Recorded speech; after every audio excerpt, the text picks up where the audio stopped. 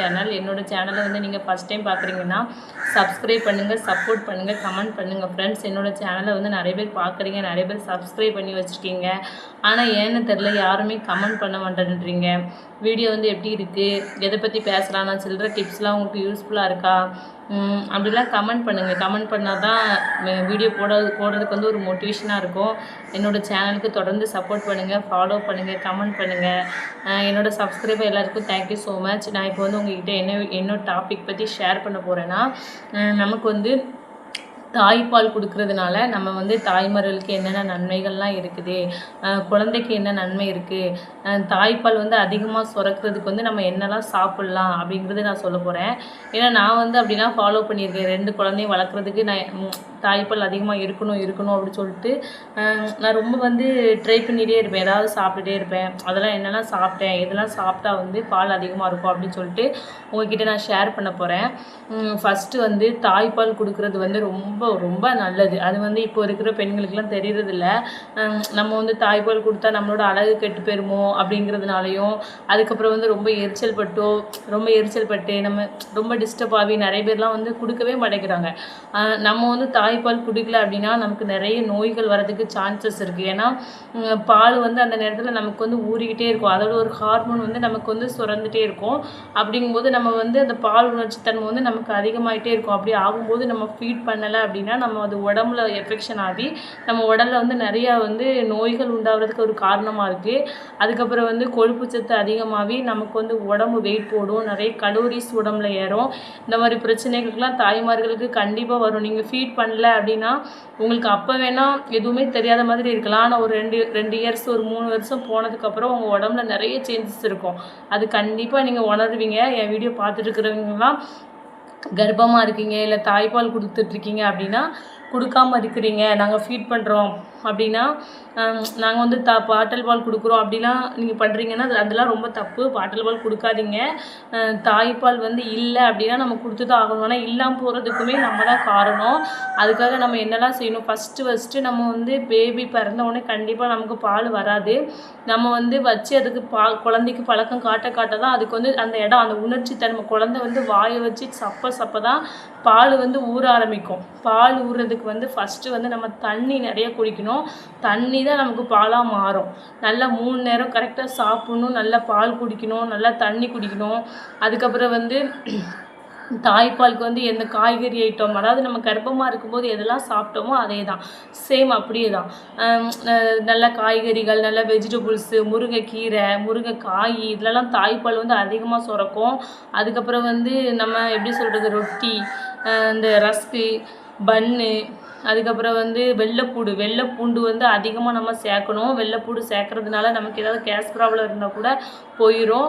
அதுக்கப்புறம் வந்து பாலில் வந்து நல்லா ஊற வச்சு கொதித்த பாலில் வந்து போட்டு காய்ச்சி நம்ம குடித்தோன்னா ரொம்ப நல்லது. நிறைய தாய்ப்பால் சுரந்துகிட்டே இருக்கும். நான்லாம் இப்போ எப்படி சொல்கிறது, வாரத்தில் 2 நாள் கண்டிப்பாக வெள்ளைப்பூடு பால் குடிப்பேன். அது குடிச்சிட்டே இருங்க, உனக்கு கண்டிப்பாக பால் கண்டிப்பாக இருக்கும்.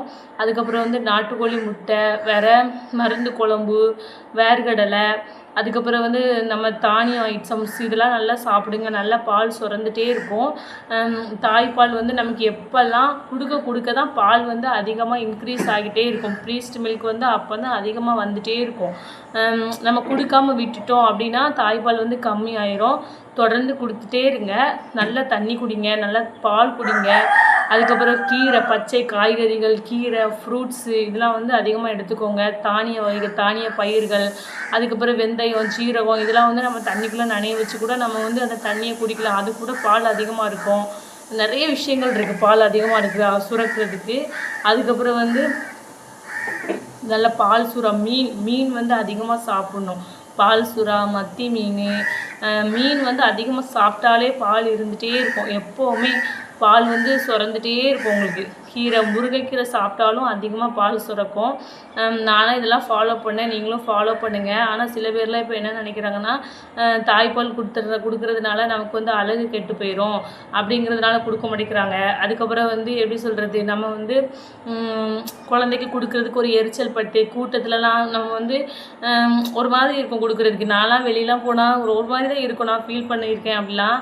ஆனால் எனக்கு வந்து ஃபஸ்ட்டு பேபிக்கு வந்து எனக்கு அம்மா கிடையாதுங்கிறதுனால எனக்கு வந்து பால் அதிகமாக இல்லை ஸ்டார்டிங்கில்.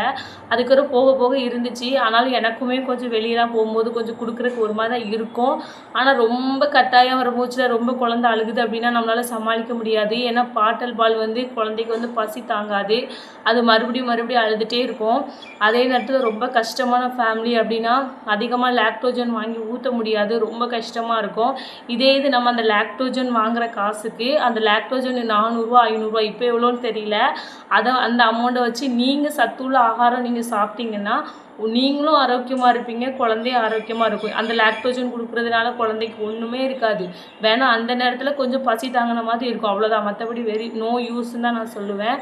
லாக்டோஜன் வந்து அவ்வளோ சுத்த வேஸ்ட். லாக்டோஜன்னாலும் சரி, டெக்ஸோலாக் எந்த மாவாக இருந்தாலும் வேஸ்ட்டு தான். தாய்ப்பாலுக்கு அப்புறம் தான் எல்லாமே.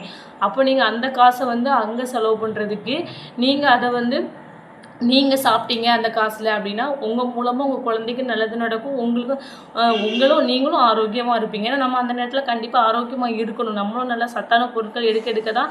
ஏன்னா நமக்கு டெலிவரி முடிஞ்சோன்னா நம்ம உடம்பு ரொம்ப வீக்காக இருக்கும். லாக்டோஜன் தவிர்த்துட்டு அதுக்கு பதிலாக நம்ம வந்து ஃப்ரூட்ஸு, காய்கறி, அதுக்கப்புறம் நல்லா சத்தான பொருள் சாப்பிட்டா நம்மளும் ஆரோக்கியமாக இருக்கலாம், குழந்தையும் ஆரோக்கியமாக இருக்கலாம். தாய்ப்பால் கொடுக்குறதுல வந்து இன்னொரு முக்கியமான விஷயம் என்னென்னா குழந்தை மேலே நமக்கு ரொம்ப பாசம் வரும். குழந்தைக்கு ஒன்றுனா நம்மளால் தாங்க முடியாது. அதுக்கப்புறம் வந்து குழந்தை ரொம்ப ஆரோக்கியமாக இருக்கும். குழந்தைக்கு எந்த நோய் நொடி எதுவுமே வராது, எந்த தொற்று கிருமியும் வராது. நம்ம வந்து ஆரோக்கியமாக இருக்கோம், நமக்கு எந்த பிரச்சனையும் இல்லை அப்படின்னா குழந்தைக்கு கண்டிப்பாக எந்த பிரச்சனையும் வராது. குழந்தை வந்து ரொம்ப ஆரோக்கியமாக இருக்கும். நம்ம வந்து குழந்தைக்கு ஏதாவது எஃபெக்ஷன் ஆகாத அளவுக்கு நம்ம வந்து எல்லா ஃப்ரூட்ஸுமே எடுத்துக்கிட்டோம்னா தாய்ப்பால் கொடுக்குறதுக்கு நம்ம கரெக்டாக இருப்போம்.